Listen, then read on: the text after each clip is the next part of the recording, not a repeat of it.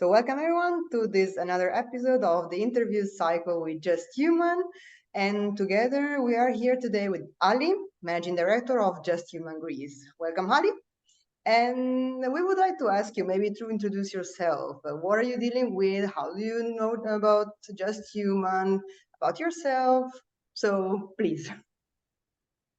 Yeah, thank you so much. I say hello to everyone. I don't know that time is a night or is a day you just watch us. Thank you so much for supporting and watching us. So my name is Ali. I'm Persian from Iran.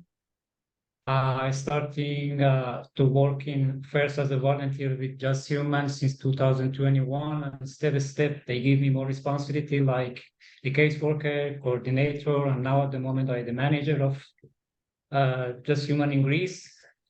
So nice to see you, Carolina. Yeah.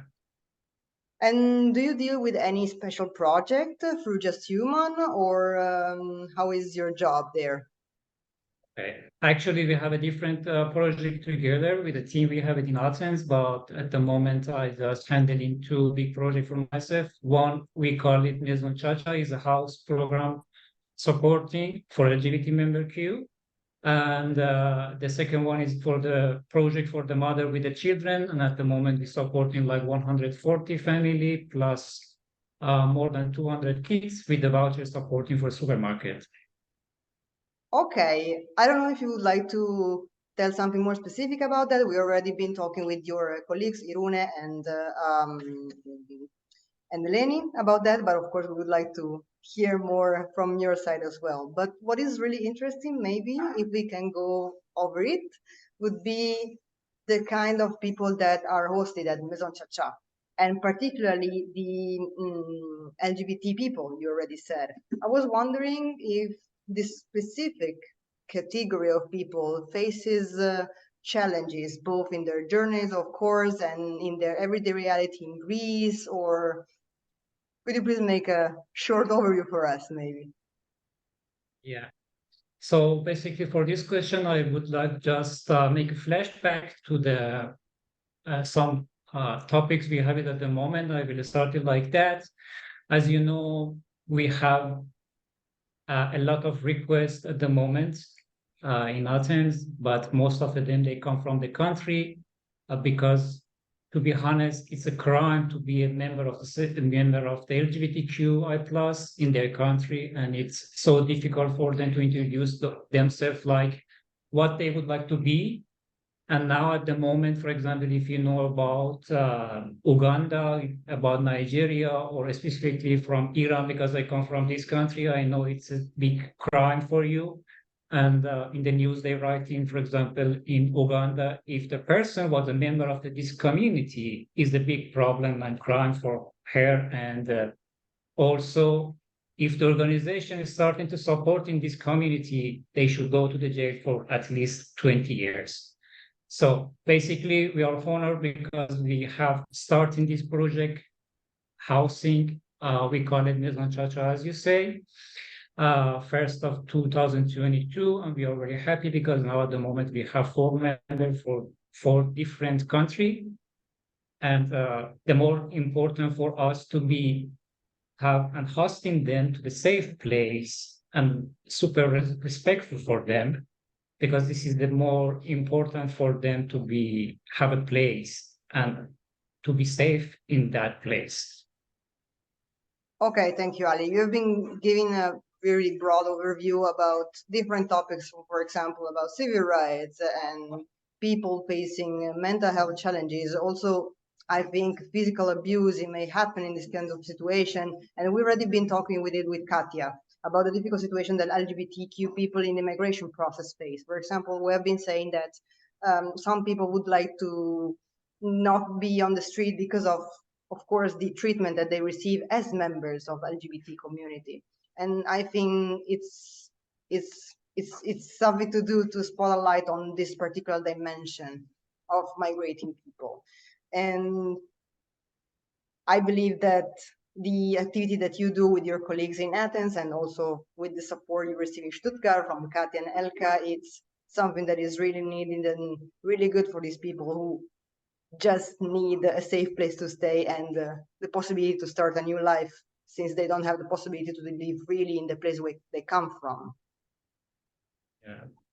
Yes, to be honest, yes, now at the moment, many refugees and asylum seekers can face discrimination, even on arrival to the Europe. For member of the LGBTIQ plus community, that treat it like a violence and discrimination can be even more prominent. There is no any privacy in the refugee camp also. It will be also impossible to keep your sexual orientation as a secret. And I would like to share this sentence with you because the similar sentence we hear always hear is like, you just have to hide your real self. It's like being a shadow of yourself, or hiding in my country and hiding here, it's no difference. That's why, as a Just Human in Greece has been working to create a safe place with 100% respect for this community in the heart of the Athens.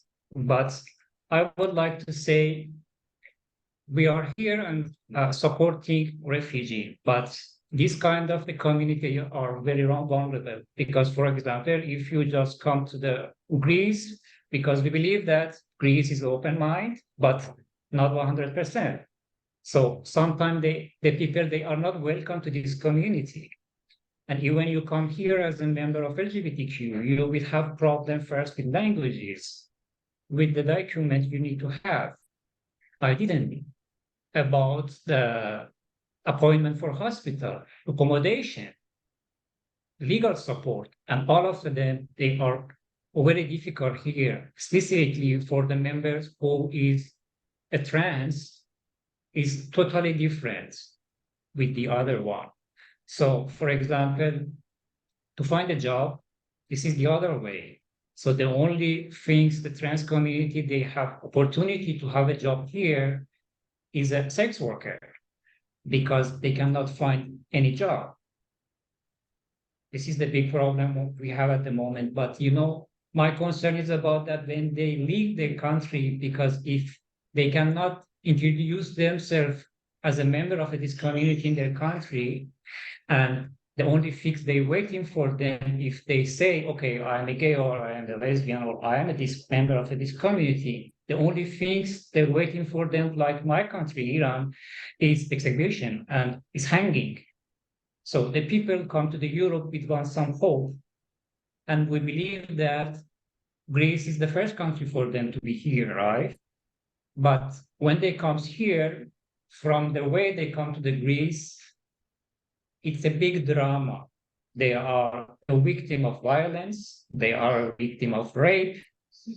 And when they arrive with a bad story to the Greece, they think, oh, here is a paradise and they can have a good life. But to be honest, the problem is starting from first languages, accommodation, social supporting, psychiatry supporting, legal supporting, anything. They come to the Europe with a big hope, but it's not true. We as organization, we try the best, but there is also a lot of problem because the people here, they are not very open-minded and friendly with this community, specifically for transgender.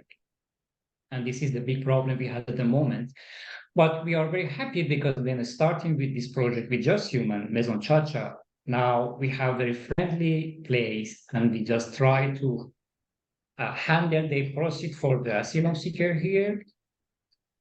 We have a lawyer for them. We try to find some workshop for them and some community to be together to have more stronger. And if it's possible for us to find for job for them, we will try the best.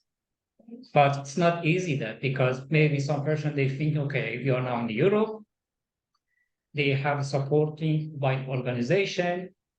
Yes, it's true. But this kind of the community, they are very vulnerable.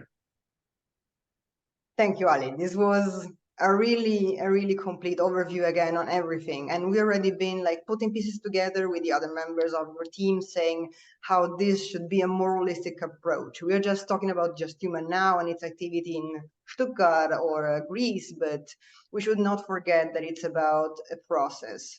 about the people in Greece, about the people coming to Greece, about the migration system in Europe, and about also a cultural perspective. Because of course, I think there's not much awareness about these people, about how much those are vulnerable and how much we can do to help them in settling, in being more comfortable, and so on. So of course, what you do in Greece is amazing, it's necessary, and it's vital, but definitely more and on a community level would be needed to help effectively those people to have a new life and not having just an idea that Europe is a paradise, but when facing reality, they just discover really quickly that is not true and they're vulnerable as they were before. Thank you, Ali, for this really precious conversation. Thanks to you. We do the best. Thank you so much.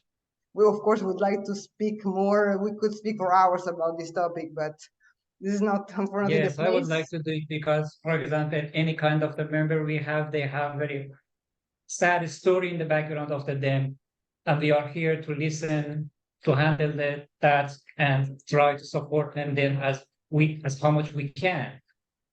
Uh, to be honest, I just would like to say maybe the next session we have something with you, and I can say, okay, now at the moment a lot of things is happening here in Greece, and I would like to share with you and who just look at this video. I hope the best for everyone, and I wish peace, freedom, and a good life for all of the persons who lives in Europe and the other country also. And we try the best. Of course you do, and I'm sure that you're doing everything is possible. And of course, we cannot change the system entirely, but with this small step, we are guaranteeing already some help where it's most needed. So I believe that all the people also watching could agree that this is a very Thank you good so thing much for that your you're doing. supporting also. So I think that, of course, we are at the end of this interview, but if you want to make us some question or support us, you can contact us at the email that you see at the end of the page. And of course, thank you, Ali, again for this conversation about the Thanks topic. to you. And Have a great day. you as well, and goodbye to everyone. Bye. Bye.